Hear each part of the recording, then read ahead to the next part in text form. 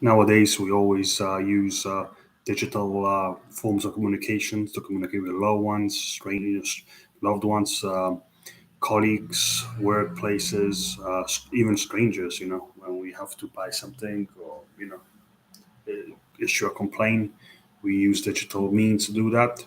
And for me, as somebody who is I'm not really I'm not call a sociable person.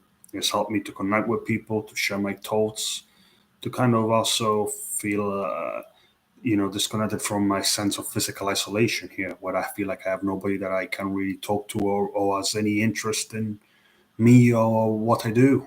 And that's my position here. Living in a disabled household, it feels like I live in a care home already. So for me, it's just always feeling a sense of isolation and just lack of connection with any other human being. So I became really addicted to Omegle. I went there consistently for the last 17, 18 years just to find some kind of person who I can share my thoughts with, or I can talk about my situation and how it makes me feel, how it makes me feel like that there's no one that cares about my existence, and that I have no one that I can celebrate or share anything with. I'm just alone, and that's how I managed to save money going to work minimum wage jobs on a irregular basis. I will do a couple of months here and there, and I still managed to save about 60, 70,000 pounds because I wouldn't spend the money. I would just save them for a day where I would feel like, well, one day I might be on the streets here because I live around people I can't trust, people with mental health issues, disabilities, and the family members who have no clue on anything about life. They just always locked. They've always been locked away. My parents and obviously my twin brother now with this disability.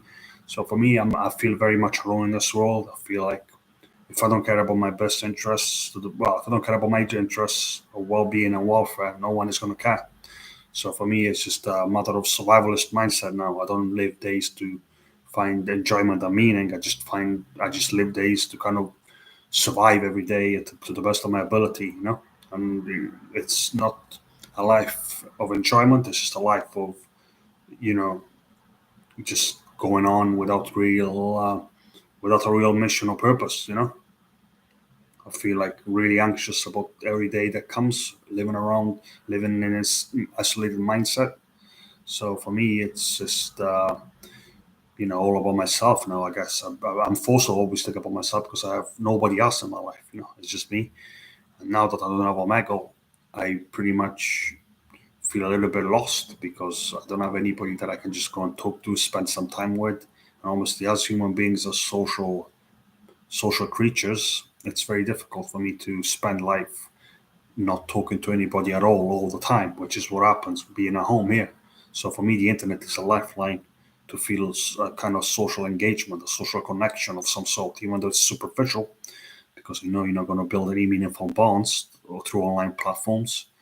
And also, I used to also sometimes go there to kind of, have, all kinds of chats, friendly chats, hostile chats, erotic chats. Everything became about fulfilling my human needs that were not being fulfilled in a physical space because I had nobody, I had no friendship, I had no family, I had nothing that I could share anything with. So for me, the online world has probably saved me from real serious depressive episodes, of isolation and hopelessness. But let me know what you guys think. Have you used online chat platforms of any kind, and have you found them beneficial of some sorts? Or what were the negatives? For me, the negative was realizing how isolated I was in my physical space and how desperate I was to find some engagement. That's why I went on that. But for you guys, is it the same reasons? Let me know. Thank you.